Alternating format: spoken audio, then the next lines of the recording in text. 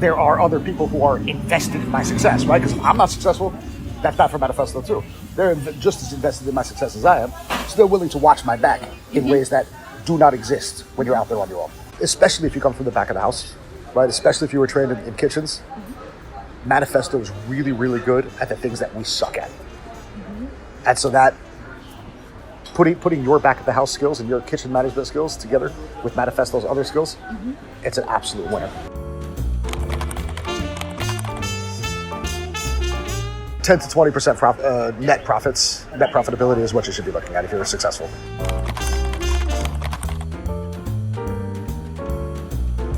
It also means that there's more people around to pick up my weak spots. Like I said, marketing is one of my weak spots. Financial management is one of my weak spots. I was just never trained for these things, and I've had to learn them on my own as the years go. Now, in a standalone restaurant, you got two choices. Either you hire people to fill in your weak spots, or you ignore your weak spots. Neither of those is a wonderful solution. I think about 60% of our sales go to customers who came here specifically for us, which means that a solid 40% of my sales are made to customers who didn't know I existed. That's huge to be able to bring in that many sales from people who don't know your name and who you didn't have to pull yourself. Manifesto pulled those people for me. That's pretty cool, right? Manifesto has a wonderful sense of aesthetics. If you look around anything that Manifesto does, they don't half-ass anything. They say, I want this to look perfect, and I'm going to spend an obscene amount of time and money to make it happen. So being associated with somebody who has those kinds of outlandish goals and is willing to just knock down whatever it takes to make them happen is awesome. It's awesome. And it also pushes us harder to adopt some of that energy ourselves, right? Because a lot of us, we tend to ignore some of the more aesthetic attributes of a restaurant, especially those of us who were raised in the back of the house. Manifesto understands how important that is and pushes us to be better with that side of things.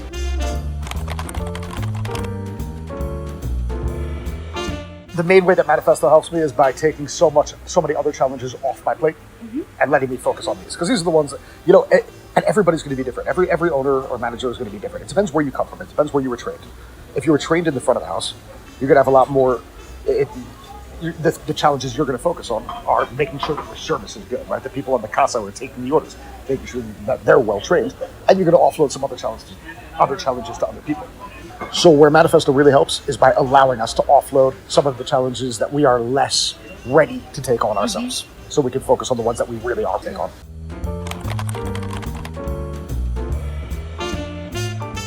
Five cooks, 3 front of the house people, and a cleaner. That's my biggest.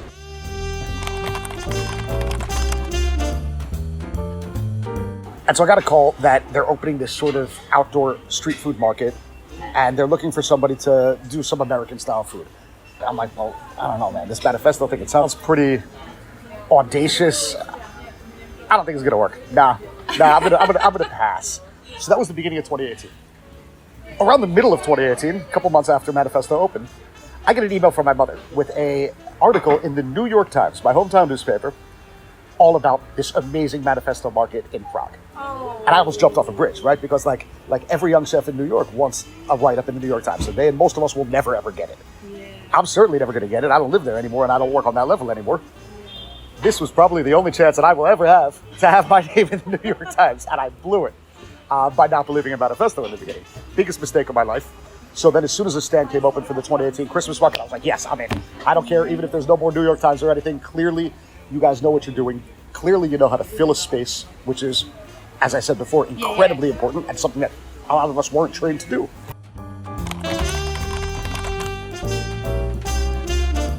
I would have been crazy not to. So there's obviously the financial reason, which is when Manifesto expands, we expand with them.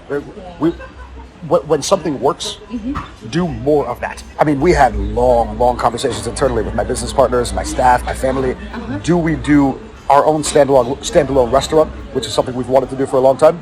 Or do we put slightly less money and slightly less risk and go with Manifesto to Berlin? And after, really some long talks about this, but the answer was obvious.